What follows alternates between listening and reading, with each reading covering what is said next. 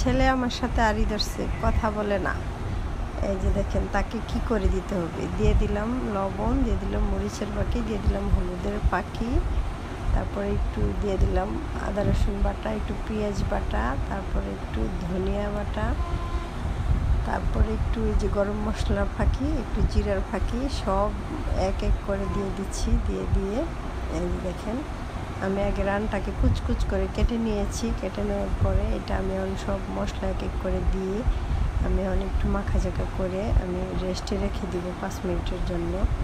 5 মিনিটের জন্য রেস্টে রেখে দেওয়ার পরে এই যে নিয়ে নিলাম চাউলের গুঁড়ি।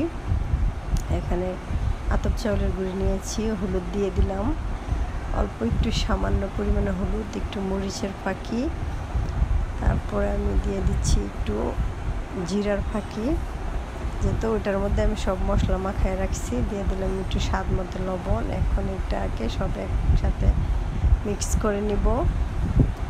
মিক্স করে নিয়ে আমি এই যে দেখেন এই মশলাটা আমি এটার সাথে অ্যাড করব। একদম সুন্দর করে মাখাঝাকা করে নেব যেন এই ইয়াটা সবটার মধ্যে ভরে। এই দেখেন তেলটা গরম হয়ে গেছে, এই যে ছেড়ে দিলাম। এটা যে এত ভালো লাগে, এটা আমি হালকা ডিম করে আস্তে আস্তে আস্তে আস্তে পুরাটাই আমি ভেজে নিচ্ছি আস্তে আস্তে। এই যে দেখেন কি সুন্দর করে এক এক করে ভাজা হয়েছে। এটা একেবারে মাংসের এই ভাজাটা এত ভালো লাগে, একেবারে দোকানের মতো হয়েছে। দেখেন কি যে মশমশা হয়, কি যে খেতে ভালো লাগে, আপনারা একবার ট্রাই করবেন। আর এই যে দেখেন কত সুন্দর কালার আসছে। এই যে সাথে আমি কয়েকটা ছোট ছোট মাংস দিয়ে দিয়েছিলাম, কি সুন্দর মশমশা হয়েছে। এটা কিন্তু সস দিয়ে খেতে অনেক ভালো লাগে। অবশ্য আমার কোনো সস ছিল না।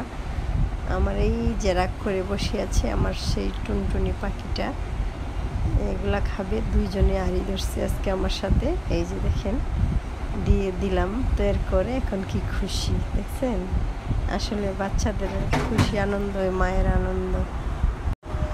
তারা ভালো থাকবে, তারা ভালো একটা জিনিস খাবে, এটাই তো আমি চাই। এই যে দেখেন এদিকে আমি হালিম তৈরি করতেছি। বড় ছেলে বলতেছে হালিম খাবে, সে তার জন্য হালিম রান্না করতেছে।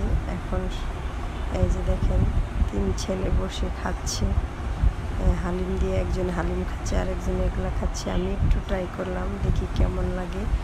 দেখি অনেক ভালো লাগে, মাশাআল্লাহ খুবই মজা হয়েছিল। দেখেন ভিতরেটা কত সুন্দর করে সিদ্ধ হয়ে গেছে এবং ভাজা ভাজা হয়ে গেছে।